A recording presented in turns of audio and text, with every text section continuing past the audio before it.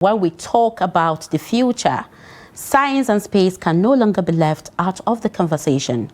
So today, we're joined by Fauziyya Muhammed Auwal, an astrophysicist and astronaut candidate, who is part of a growing global community exploring the universe and pushing the boundaries of human knowledge.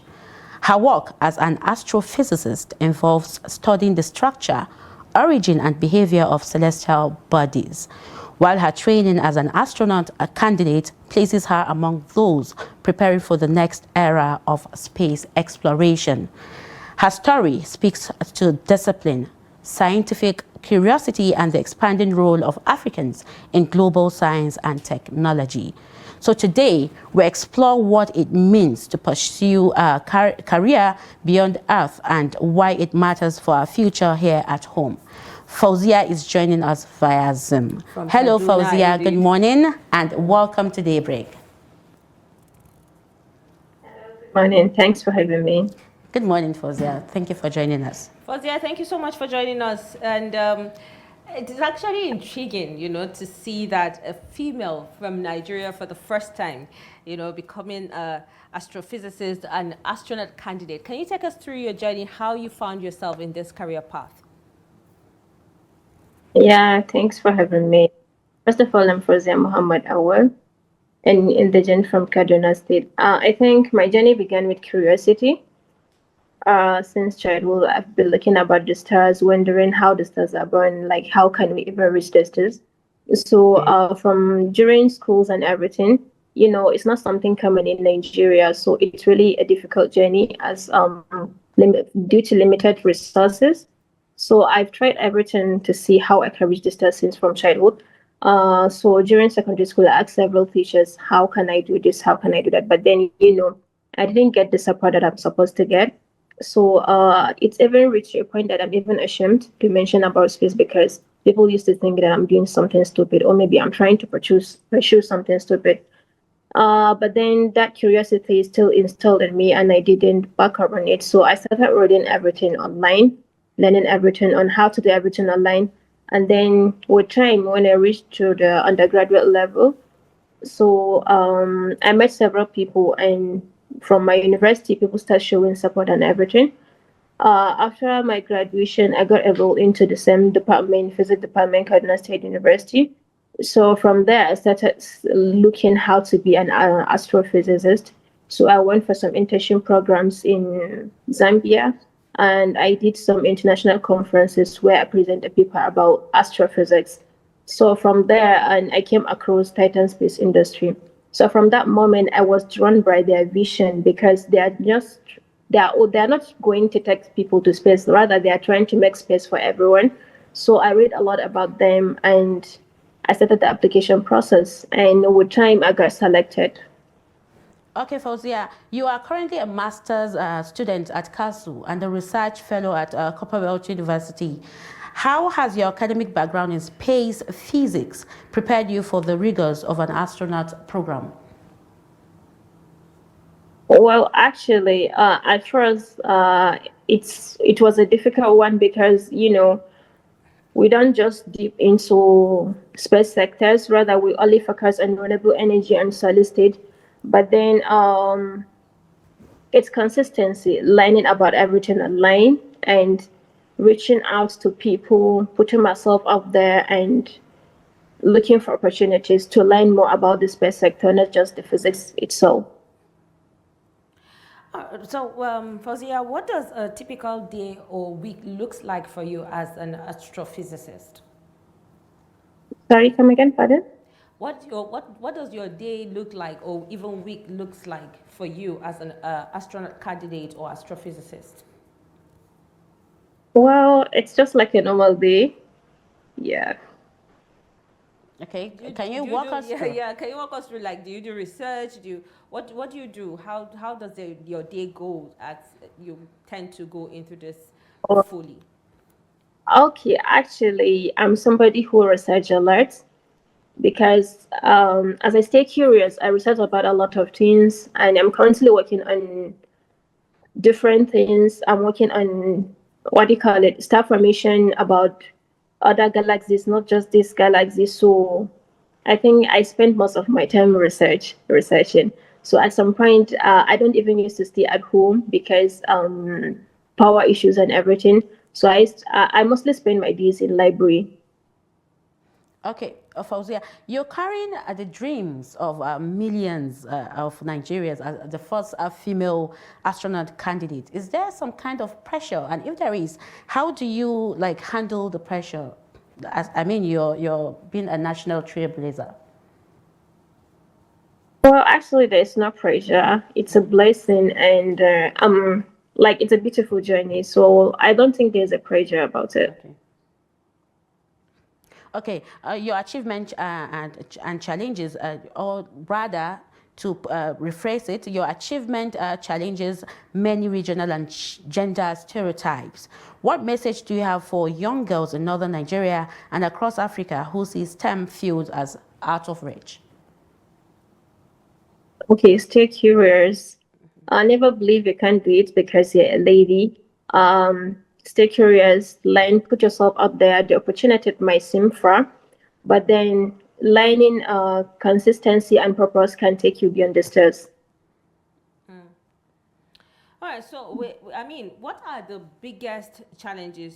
Or should I? Okay, Maryam has already asked you that, but then how do you navigate cultural expectations and gender barriers? Well, for me, I just put myself out there. I face a lot of challenges seeing coming from the northern Nigeria, the female as well. So most people used to think I'm doing something unreasonable, something unrealistic. But then I choose to put that aside because I'm not just looking about the personal achievement. I want to bring change to the society because I believe being a lady doesn't limit you from the kind of achievement you want in your life. So I just put myself out there. Okay, Fauziyya, at what exact moment did you realize that a career in space physics could lead you to the stars? When did you realize that? What exact moment? Okay, like I mentioned, it's something I've been wanting to do since childhood, but then I don't know about astronomy, I don't know about astronauts from the beginning. All I know is I want to reach the stars. So when I got admitted into physics department, most people told me that it's not a career path for ladies. So if I can recall, I've been going to the HOD department, begging them to change department for me. They're like, no, we are staying because we need ladies in the department. So as I began, I continued doing my research about the stars as well. So after my graduation, my undergraduate graduation, when I went for NYC camp, that's when I realized I need to continue on this path. I don't need to change the person I want to be, and I don't need to change myself to just because of the society doesn't believe in what I want to do. So from that moment, I start looking for opportunities how to continue on this space sector journey. All right, so we have seen few black women, that have been part of this career path that you're also taking a step into. I mean, looking at the, Suni Williams and also May Jamison, if I can get the name correctly, they are just handful of them. Have you been, what does it mean to you, personally to be part of this pipeline? And how does the legacy of those women influence your own journey? Well, actually, I'm humble. I'm glad. I'm honored to be part of this journey. Like I mentioned, it's something I was thinking I won't be able to do it until when I went for a conference last year in Cape Town. I met this one of the astronauts attended the conference, Dr. Sian Proctor. So she shared her journey, her challenges, and everything. And she told us that age doesn't limit you and gender barrier doesn't limit you to achieve what you want to do. So from that moment, I continued to dive into the space sector. Okay. Fauziyya, can you describe the selection process? I mean, walk us through step-by-step process with Titan Space Industries, and what sets you apart from other candidates? Well, it involves evaluation processes. You need to they're looking out forward for the skills and for the commitments and dedications through their candidate. So it involves valuation processes. I think about 5 process. Then I think the last part of the selection process is the interview where they get to ask you several questions about your background and your journey as well. Is it all online or you have to go travel to them? No, no, it's online. It's online.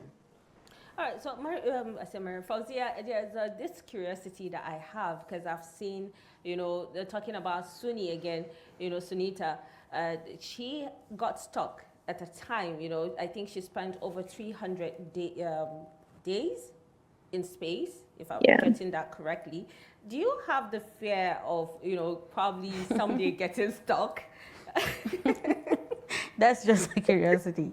I because I trust the process and the mission about Titan, so I don't think I have that fear.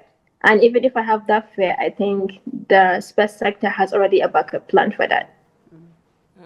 So can you walk us through how people get stuck? Is it due to weather? Is it because something happens to the ship? What really makes people to get stuck? I mean, it happens once in a year, once in a while. It's not every time that we get to see that. So what's really the Yeah, I'm not situation? sure certainly, but then most of them, I think the where they get stuck is due to the weather conditions, and some of them is because of the debris, the asteroids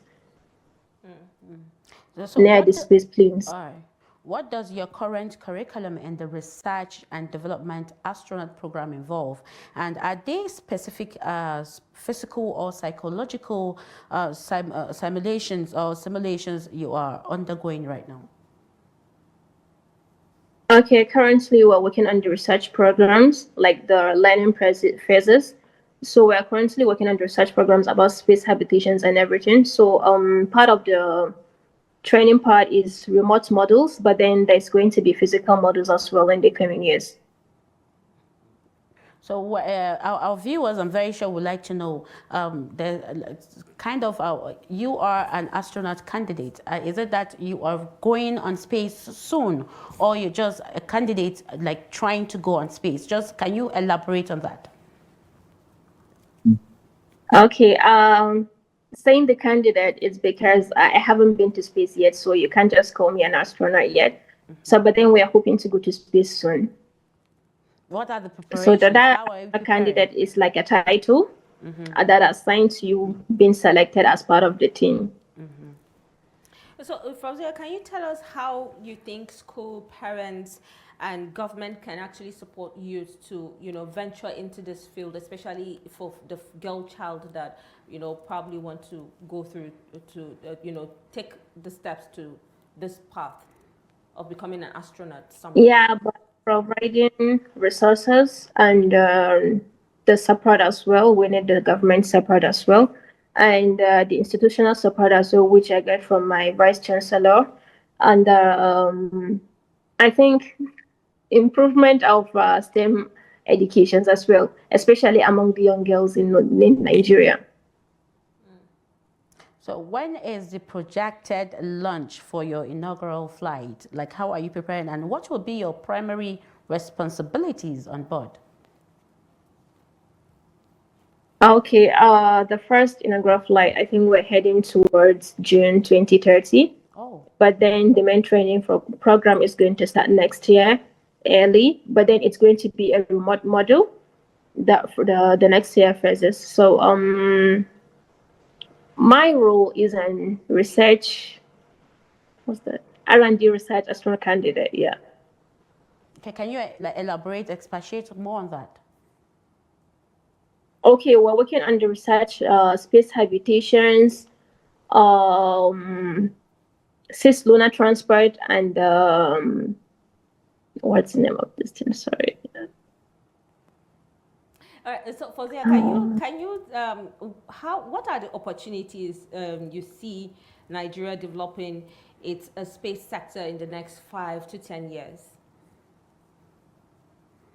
Okay, I think Nigeria is going to play a big role in the space sector, seeing as how people are showing a lot of interest in the journey, and I hope it's going to bring a positive and development change to the nation. And we can see the situation with insecurity. I mean, we've seen from surveillance, either from the satellites, people that have traveled out of space and all. What do you think this development could mean for Nigerians? for you being Okay, the I think first this female Nigerian it's going female? to bring a development change to tackle the security issues through the satellite divisions, which I mentioned in my last interview is something I've been working on since last year. And it's not just going to bring a development change about the security issues only. It's going to bring a development change through the agricultural sector, through the Climate. agricultural sector and the economic sector as well in the nation. Okay, please, I And want the to bring climate you change as back. Okay, okay. I want to bring you back to the challenges. What has been the most difficult obstacles, you've faced on this path so far, and how did you navigate it? Because, this is a whole lot of processes, so there should be something. Is there something actually that was very difficult for you to navigate? as the limited access to resources. And if you can recall, I think about 3 years back in Kaduna State, bandits has been attacking some of the regions. You understand? So, and I'm part of that region. So it's even reached to a point that our network has been disconnected for several months. You can't make a call until you enter town. So in that kind of situation, it's a very difficult one because you won't be able to get access to the internet. You won't be able to communicate. You won't be able to learn anything. Like I mentioned, I learned everything through online processes. So I think it was my kind of the most difficult situation in my career path. So how did you navigate it? Did you leave Kaduna State or? I stayed. I just read books like the physical ones, and I attended libraries since that's the only access I have to learn more about what I'm doing. And yeah, I didn't stop. I didn't give up. That didn't stop me from going forward. Yeah, definitely. It won't stop her from It going shouldn't, forward. of course. But Maryam has already mentioned you being a trailblazer at this point because you're the first Nigerian female to definitely going to be, given the title of being an astronaut very soon, hopefully. What legacy do you hope to leave for the future generations of African scientists and Nigeria? I think it should be just because you're nobody and just because you don't have access to everything doesn't mean you can't reach the stars, and just because you're a Nigerian doesn't mean you can reach the stars, and just because you're a lady or maybe you don't have limited access or you don't have the professional skills to learn about the space sector doesn't mean you can't reach beyond the stars. Okay. What is one thing you're most looking forward to seeing or experiencing once you leave the Earth's atmosphere? Yeah, of course, there's many things you're expecting to see. I mean, she's going to be looking at the Earth, so. I've I already think imagined on her behalf. Yeah, as go seeing ahead. the earth from that angle and feeling the zero gravity there. Yeah, the environment. Yeah, I think that's the most amazing thing I'm looking forward to. I can't wait to see a picture of you landing on, the space. But then I'm curious to also know about, during your research, when you're carrying out your research, how do you differentiate the realities, the facts about, the space and from the fake stories that we get to see when it comes to the space? I mean, we've seen a whole lot of stories that have come out to say NASA gave this info or NASA did this, but some happen not to be true. So how can you differentiate what is fact and what is fake?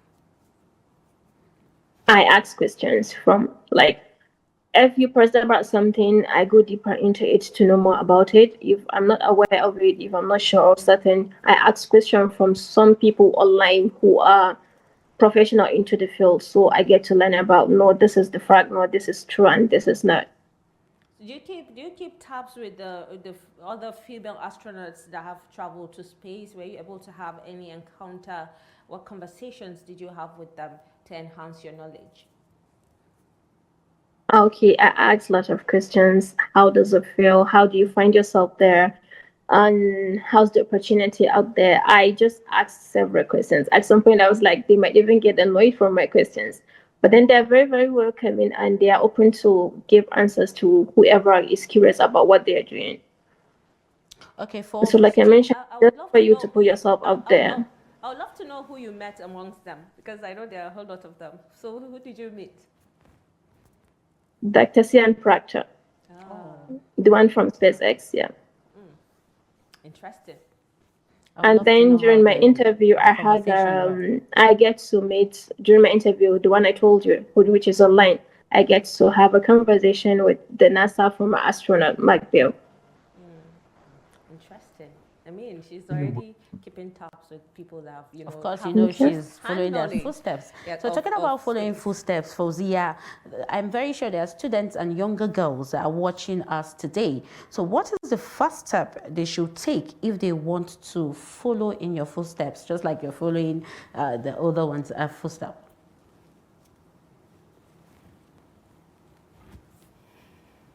Okay, I think it should be start where you are, seek mentorship from people who excel in their background. It's like my network break.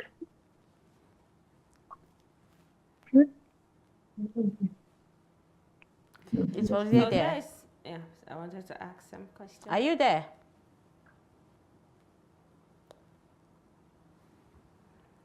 Have we lost Hello, Fauziyya? can you Is get? she still there? Are you there? Yeah, we can hear you. Go ahead. Yes. Hello, Fauziyya? Oh, We lost Fauziyya. it's sad that we lost Fauziyya. Actually, it's Technical actually an glitch. interesting conversation. Yeah. I would have loved to hear her tell us what the young girls watching that want to be astronauts could actually do to follow in her footsteps. How she was able to get inspired. Did she just wake up one day and say, "Oh, I want to be an Yeah, astronaut"? you know, Oh, she has this, you could feel the zeal in her voice. yeah, I know. Like she's so confident, So okay, I can't wait to see what she's going to do for Nigeria. I'm just trying to imagine on her behalf. She has already made she has already carved a place for herself already, being a first female in Nigeria to become an astronaut already. And okay, so Fauziyya is back, and Yeah. we're glad to have you join us back again, Fauziyya. Yeah, thank you. All right, so just from what Maryam asked, from your experience so far, from school down to doing your research to the meetings with people, what can young girls watching now pick from your experience? Okay, I think I would like to tell the young girls watching from this live stream is to start where you are, put yourself out there, seek mentorship. Like I mentioned, I seek a mentorship from Dr. Lowell, who's into planetary space sciences from AFIT, International Institution. And I also seek a mentorship from Professor Rabi Assad, who is from BUK, and from my physics department lecturers as well. Even though most of them are not into exactly what I am currently, but then it's worth it because they put you on the right path and they guide you towards what you want to do. Maryam, you have a question? Yeah, TSI emphasizes a purpose per seat. A little research made me understand that a purpose per seat model where astronauts conduct specific research. Now, what kind of scientific experiments or R&D projects are you hoping to conduct during your time in microgravity? Like I mentioned, it's about the what do you call it? We're working on the space habitation about plantations and everything, and cislunar transportation, space stations, and uh, the name skipped my mind again. Sorry. Go ahead, just take your time. We're listening. Okay, cislunar transportation, the space station, and the building hotels in space as well is part of our research program as well. Okay. Can you expatiate on the last one? Because we will want the viewers to grasp what that actually meant. Okay, as you mentioned, you did some research about Titans, right? So I'm very sure you came across their mission, like their vision about how to build uh, hotels there. Like, how do you call these hotels? Mm, mm. Okay, just let me just say the hotels and research institute for research centers for tourism. Okay. Oh, that's cool. So I would like to ask before we let you go shortly, what sacrifice did you have to make, to pursue this career?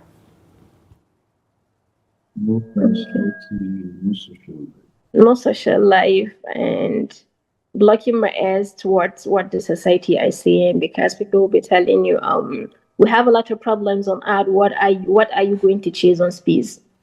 So that kind of negative comments.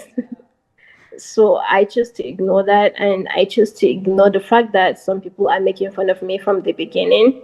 So that's what I choose to ignore and sacrifice to move on with. Okay, so now there are societal, indifference. If am I permitted to say that, Fatima? Because I feel like most, in our society, especially where she is from, northern Nigeria, we don't really. Most people don't really support this. Like she said, what are you looking for in another place? So yeah. Now, like generally, now, how do you see Nigeria's role evolving in the global space industry by, let's say, 2030? It will be a big positive development, we're hoping, because seeing the fact that a lot of girls has been reaching out to me on social media, that I've been wanting to do this, I've been wanting to do that, but then I don't know where to start, as how you started from your own. So I think it's going to be a very big development too for the Nigerian nation. So do you see So we're this looking becoming forward a to big, seeing Nigeria playing a big role into the space sector. situation rather than what is happening right now? People do not really give it importance. Do you feel that? Sorry, what's that? Pardon? Do you feel like it's the whole space industry and astronaut candidacy? It's not really given importance, especially in the northern Nigeria. Pardon, I didn't get that. I think my network is breaking. The network is really actually not good. Can you hear us now? Yeah, I can hear you. Okay, so let me just, okay, Maryam, you want Okay, to let start? me say the question again. Do you feel like, because based on what you say about the societal, talks and what have you, do you feel like, especially from where you're from, northern Nigeria, do they really give it attention, or you feel like, okay, it's becoming better? It's becoming better, because at first, like I mentioned, they're just making fun of it, because they'll be like, no, we have lots of problems on arts here, especially in the northern Nigeria. So why are you choosing space? Rather, you need to focus on what we're facing, the problems. But I feel like it's not just about going to space, and that programs is going to bring a positive and solutions to the Nigerian problems, not just in Africa.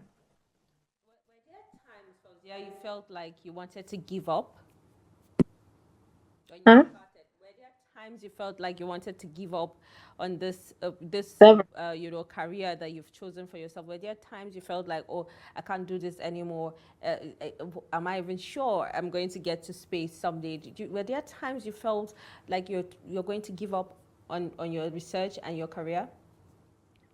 Yeah, several times. Because before I met Dr. Lawal, I almost gave up. But then from the one from Afid, so when I met him, he was like, no, he's seen a good potential in me, looking at how I'm so dedicated toward this path, I should continue. And I also met Prof. Rabia from BUK. So even when I went for the internship program in the astrophysics program, the scholarship in Zambia, seeing the fact that I'm also the first lady there, and the fact that all the male colleagues of mine excel in the field, and for me, I'm balancing the research programs and learning programs at the same time.